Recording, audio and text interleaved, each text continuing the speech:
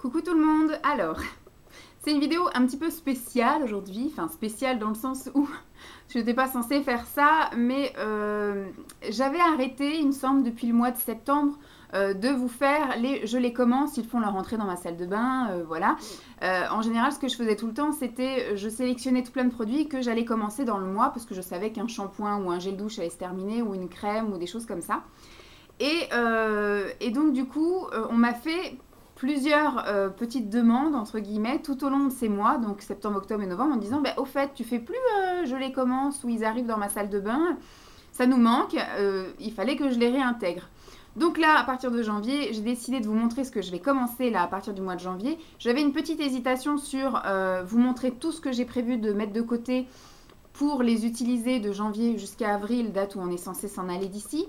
Et au final, je me dis, ça va peut-être faire un peu beaucoup de choses à vous montrer, ou alors je vais peut-être moi-même pas avoir conscience de ce que je vais avoir besoin. Donc je vais rester sur au mois le mois. Je sais à peu près ce que je suis en train de terminer et ce que j'aurai éventuellement besoin au mois de janvier. Donc ça, je vais commencer je vais le faire tout de suite après, mettre les choses de côté. Mais je me suis dit, au fait, j'ai commencé pas mal de choses en septembre, octobre et novembre et décembre que je vous ai pas montré. Je suis persuadée que j'en oublie. Rien que là, en regardant, j'ai dit, mince, je suis pas passée par la chambre pour vous montrer les crèmes pour les mains. Mais elles sont à deux doigts d'être terminées, donc ça sert peut-être pas à grand chose. Autant que je vous montre celles que je vais commencer en janvier. Et puis fin du mois de janvier, vous aurez celles que j'ai terminées là, que j'avais commencé. Mais j'ai été faire un tour dans ma salle de bain et j'ai ramené tout ce qui était shampoing, gel douche, gommage, crème pour le visage. Voilà, des petites choses comme ça que je sais que je ne vais pas terminer dans la minute, quoique certaines choses, à mon avis, d'ici la fin du mois seront terminées. Pour vous montrer un petit peu, j'ai oublié de vous dire que je les avais commencés. Alors, première chose que je vais vous montrer, bon, ça va être des shampoings par exemple. Je n'ai pas envie de déménager cette grande chose qu'Emma a eu le courage de m'envoyer il y a je ne sais plus combien de temps. Ça fait quand même pas mal de temps qu'elle me l'a envoyé. Si c'est pas un an, c'est peut-être deux. Donc c'est un shampoing shampoo équilibrant. C'est un shampoing équilibrant pour les cheveux gras. Crawford Professional. L'odeur est assez sympathique. C'est pas une odeur très agréable, mais c'est une odeur sympa. Voilà, je veux dire, c'est pas agressif, ça pue pas comme certains shampoings pour cheveux gras, mais ça sent pas non plus les super bons shampoings de chez le coiffeur, etc. Le contenant me chagrine un peu, je pense que je vais m'en lasser, donc c'est pour ça que pour l'instant je suis motivée, je l'utilise à fond, donc j'en suis déjà là, voilà, alors que ça doit faire peut-être une semaine qu'il est dans ma salle de bain, en sachant que j'aime bien tourner un petit peu, hein, j'ai 3 shampoings, voilà. Et donc du coup, il a une texture, il est en gel transparent. Et comment dire, il mousse pas terrible, mais par contre il décape nickel les cheveux, mais sans les agresser. J'ai vraiment l'impression d'avoir le cheveu propre, lavé, léger, mais il ne crisse pas en fait. Il abîme pas les cheveux, il les dessèche pas, rien du tout. Après, je dirais pas qu'il est équilibrant parce qu'il fait la même chose que les autres. Quand je me lave les cheveux, ça va très bien jusqu'à à peu près 14-15 heures le lendemain. Et puis après, vous voyez, j'ai mes petites mèches qui paraissent grasses alors qu'ils ne le sont pas. Mais voilà, j'ai toujours un aspect sale où voilà, j'ai l'impression qu'il faut que j'aille quand même me laver les cheveux, même s'ils ne sont pas spécialement sales. Donc voilà, en fait, je l'ai utilisé parce que je l'avais, hein, déjà, et parce que j'ai pas envie de le déménager, parce que c'est un petit peu un trop gros format. Je continue dans les cheveux. Ça, c'était Emma qui me l'avait envoyé aussi, je ne sais plus quand. Ça date d'il y a un bout. Et c'est un shampoing raviveur de couleurs, pardon, pour les cheveux colorés. Je ne suis pas une adepte des shampoings pour cheveux colorés, puisque moi, j'ai une teinture... je me teins les cheveux, mais ce n'est pas des teintures permanentes, ce sont des semi-permanentes qui disparaissent au bout d'un certain nombre de semaines et surtout de shampoings. Et donc moi j'aime bien la couleur que ça prend au fur et à mesure de laver avec un shampoing quelconque, alors que ça c'est quelque chose qui va maintenir ma couleur, chose que je ne veux pas nécessairement, voilà, parce que j'aime bien l'effet un peu naturel que peut avoir une couleur. Donc au début, elle est bien prononcée, puis au bout de 2 semaines, eh ben, elle paraît plus naturelle sur moi. Donc celui-ci, c'est un 200. Alors l'odeur est sympathique et la texture aussi. Et puis ça fait un petit truc sympa, sauf que du coup, comme c'est pour les cheveux colorés et que moi qui ne dois pas être très normale comme fille, toutes celles qui font des couleurs, souvent ça leur dessèche les cheveux. moi, ça me les regresse. Voilà, en gros, à chaque fois qu'on m'avait dit, quand j'avais dit je vais commencer à faire des couleurs pour les cheveux, on m'a dit, ah bah tiens, ça va pouvoir un petit peu réguler ton sébum. Faire une couleur, ça dessèche les cheveux. Moi, non, en fait. Je fais des couleurs et je me retrouve avec les cheveux encore plus gras qu'avant. Et cette chose-là, qui est spécialement pour les cheveux colorés, donc les cheveux abîmés, éventuellement desséchés, donc c'est assez nourrissant. Donc en fait, voilà, faut que je l'utilise pas très souvent, en tout cas pas 2 jours de suite, peut-être qu'une fois par semaine, puisque du coup ça restaure la fibre, voilà, pour raviver l'éclat de la couleur, mais ça la restaure trop, puisque du coup moi ça me la nourrit trop et ça me regresse trop les cheveux, voilà.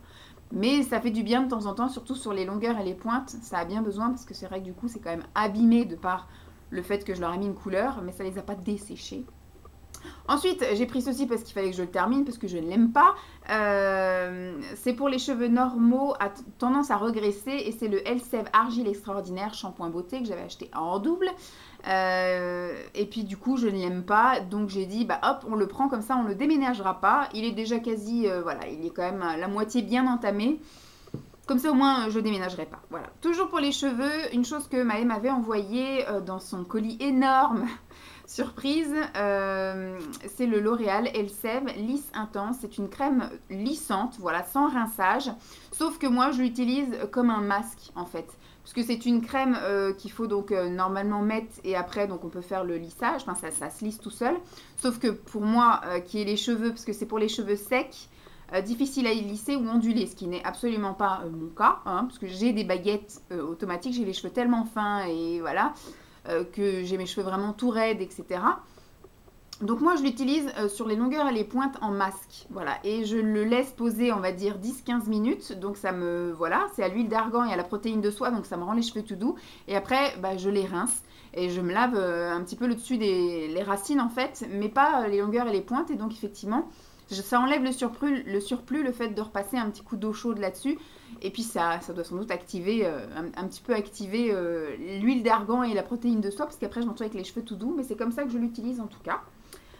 Ensuite, au niveau du corps, j'ai fait rentrer 2 gommages, un pseudo-gommage et un vrai gommage. Alors celui-ci, c'est Emma qui me l'avait envoyé sur. Celui-ci, je ne me souviens plus du tout. Je sais plus, je sais que je l'ai eu l'année dernière, mais je ne sais plus si c'est de la part de Marine. Ou si c'était dans mon autre swap, je ne sais plus, je suis désolée les filles. Celui-ci c'est vraiment voilà, un gommage pour le corps, c'est lissant, alors l'odeur est pas top géniale, c'est à la coconut et au monoeil. Moi je crois que je dois avoir un problème avec la noix de coco, le monoeil me dérange pas, mais la noix de coco pas trop, et c'est chapter, voilà. Donc les grains sont plutôt voilà, sympathiques, ils sont pas énormes, mais ils sont en grand nombre, voilà, donc l'action est assez sympatoche. J'aime assez l'utiliser, mais l'odeur est pas top, donc ça laisse quand même aussi un film gras. Donc en général, c'est pendant que le fameux masque la pose pendant 10 minutes que je fais tous mes gommages. Et après, du coup, pendant que je me lave les cheveux, et ben après, je me passe le corps au gel douche, que je vous montrerai après. Voilà, histoire d'enlever cette fameuse pellicule grasse qui, voilà, j'aime pas trop, puisqu'après, du coup, j'ai vraiment l'impression d'être grasse, mais pas hydratée, grasse, voilà, c'est pas très agréable. Ensuite, j'ai commencé également donc ce fameux, alors il y a marqué quoi? Masser délicatement sur une peau humide et rincer, sécher sans frotter. Mode d'emploi pour utiliser un gommage. Alors c'est un gel douche gommant, voilà. Donc gel douche gommant, ça veut dire gel douche, voilà, avec quelques petits grains, histoire de dire on va faire un petit gommage léger. Mais c'est tellement léger que pour moi, ça je l'utilise plus en tant que gel douche classique, sauf pour les parties un peu intimes, voilà, donc je ne prends pas la peine de me frotter ce qui va là. Par contre, voilà, c'est un gel douche tout à fait ordinaire avec quelques petits grains parsemés, clairsemés, et pas très gros. Donc voilà. Je ne suis pas super fan de ces textures-là, mais je les ai, donc je les utilise. Ensuite, au niveau des gels douches, j'ai fait rentrer 2 gels douches que ma maman m'avait donné. Ceux-là datent de super vieux, hein, puisque les packagings sont plus du tout comme ça, de chez Rivadouce. Donc à mon avis, vu qu'il y a eu un relooking et qu'il y a eu un appel à Octoly, voilà, pour redistribuer la marque et la faire connaître. Sauf que moi, ça fait plus de 15 ans que je la connais, cette marque-là. Rivadouce, donc le gel douche fraîcheur d'eau. Et le gel douche aux oligo-éléments marins, donc qui sent un petit peu la mer. Voilà. Donc assez sympathique, j'aime bien utiliser ça. Ensuite, pour le visage, J'utilise pour me démaquiller sous la douche parce que je termine aussi des laits, des lotions, etc., des eaux micellaires et compagnie. Je suis en train d'en terminer, mais que ça date de soit de l'institut ou soit de un petit moment. Mais sinon, sous la douche, ça tourne quand même pas mal. J'ai fait rentrer cette huile-là que j'avais achetée chez Nose à 2,30 €, je ne sais plus quand. Mais c'est valable jusqu'en 2018, donc ça va, j'étais large. Et c'est une huile de beauté à l'huile de jojoba qui protège et nourrit. Et c'est vrai que j'aime beaucoup. Alors, jojoba ou alors il y avait même avocat, noisette, il me semble que j'ai essayé. Enfin, des huiles un peu plus sèches que grasses, voilà, assez sympathiques.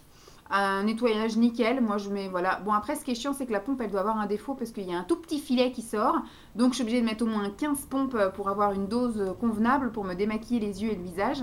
Mais voilà, l'odeur est sympathique, la texture est top, ça se rince très facilement. Ça laisse quand même un petit film gras, mais après, je passe aux soins que je vais vous montrer après pour continuer mon nettoyage de visage. Donc, top, moi j'aime beaucoup. Ensuite, en général, je passe un petit coup de ceci, qui est le Garnier Pur Active 3 en 1 qui nettoie, exfolie et qui fait masque aussi.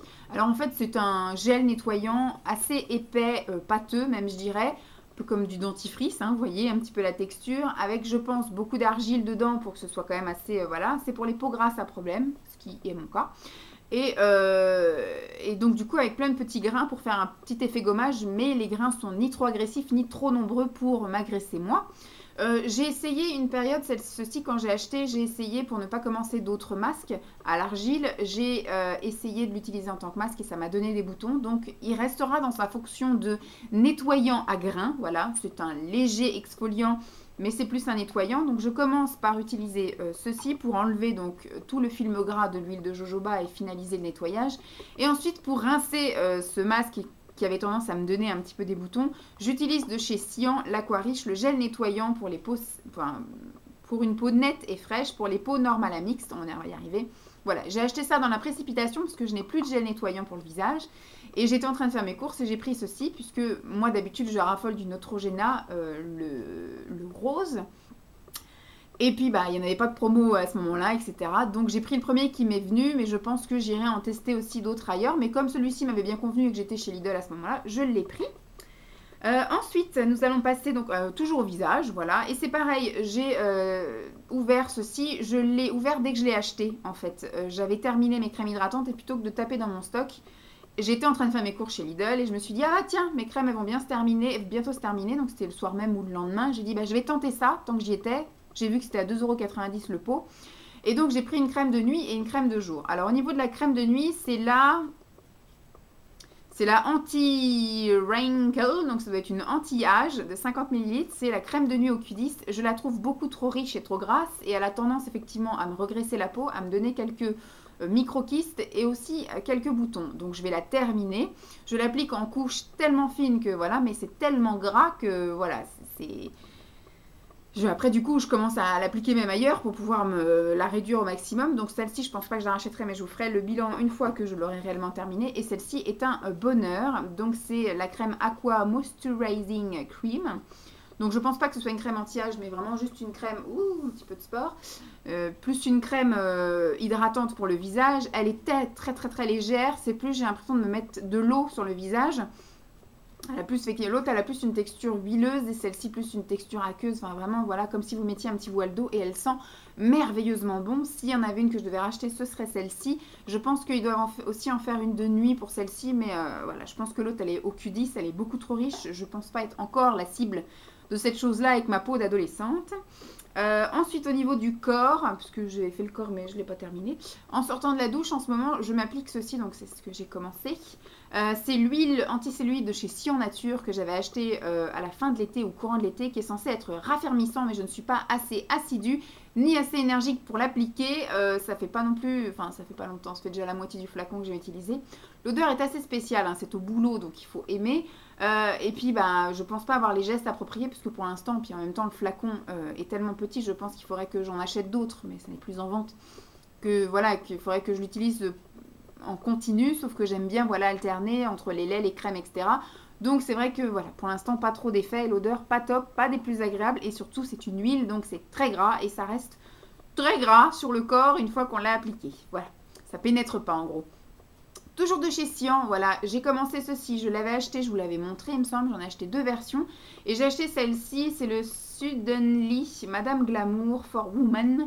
Voilà, j'en ai entendu plein de bien. Alors je sais pas si c'est celui-là ou l'autre parce que j'ai pris les deux ce Suddenly, mais avec des packagings différents. Et je sais pas s'il y en a un de la collection permanente et l'autre c'était une édition limitée pour l'été ou quoi aux caisses, mais j'aime pas du tout. Je trouve ça tellement fort et je trouve que ça pue. J'aime pas du tout. Alors, est-ce que celui-ci a tourné ou pas? Je sais que j'ai pas pris le temps de le sentir en magasin. J'ai pris les boîtes comme ça parce qu'à chaque fois que j'en voulais, il n'y en avait jamais. Et là, j'étais en caisse et il y avait les 2 boîtes et je savais pas laquelle. Donc j'ai pris les deux à 4 euros quelque chose. On se prive pas. Mais au final, j'aime pas du tout. Ça pue. Alors là, depuis que j'ai ça, j'ai absolument pas de compliments sur je sens bon ou qu'est-ce que je mets comme parfum. Contrairement à d'habitude où je mets des parfums qui plaisent pas mal à mes collègues et quand elles rentrent dans le bureau disent que ça sent bon, le bébé ou autre machin. Que chi, hein. Moi-même je le mets, je trouve que ça sent pas très bon, donc j'aime pas. Donc ça non, je pense pas que je le rachèterai, mais enfin, je pense que je suis tellement en train de bien utiliser pour que ça descende que d'ici la fin du mois, vous l'aurez dans les produits finis. Donc c'est tout, voilà un peu toutes les choses que je pense que j'ai oublié de vous présenter, ou alors c'est redondant, hein, je vous l'ai montré et puis je m'en souviens plus. Et je suis persuadée que j'ai oublié des choses, comme je vous ai dit, les crèmes pour les mains, crèmes pour les pieds. Tout ça, je ne vous l'ai pas montré, mais de toute façon, ça tomberait bien dans les produits finis, puisque je pense qu'à partir du mois de mars, mon challenge sera surtout de terminer tout ce qui est ouvert pour ne pas les déménager. Voilà, donc je pense que je vais réduire ma consommation, du moins ne plus ouvrir des choses à partir de mi-mars. Je pense que voilà, je ferai sans doute je les commence au mois de mars, mais ça fera du mars-avril, peut-être mai, parce qu'on va peut-être rester jusqu'à fin mai ici, le temps de vraiment finir les travaux là-bas et nettoyer ici. Mais je pense que je vais plus ouvrir grand-chose à partir de cette période-là, histoire de vraiment tout terminer ici, sauf les indispensables. Hein. Si je finis ma crème hydratante fin mars, bien évidemment que j'en ouvrirai une autre. Donc j'espère en tout cas que ça vous aura plu. Maintenant, je vais aller préparer mon panier pour vous montrer ce que je vais commencer au mois de janvier. Il est peut-être temps, parce qu'on est déjà le 3 janvier. Mais voilà, je pense que je ne vais pas avoir besoin de grand-chose. Mais je vais quand même en mettre parce que j'ai des choses à vous montrer. Voilà. Je vous fais de gros bisous et puis je vous dis à très vite. Bye!